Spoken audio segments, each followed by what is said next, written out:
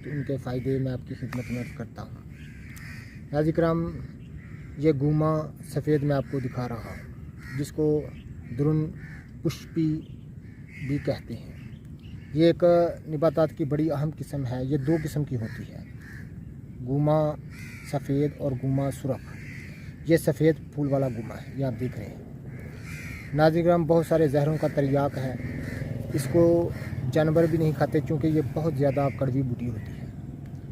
और मार गज़ीदा का ये शर्तिया इलाज है। अगर सांप डस जाए तो इस बूटी को खिला दें और इसको घिस कर उस मकाम पर अगर लगा दें तो सांप का जहर दूर हो जाता है। शुगर का ये हुक्मी और तरियाक बूटी है। ये मैं आपको जो है वो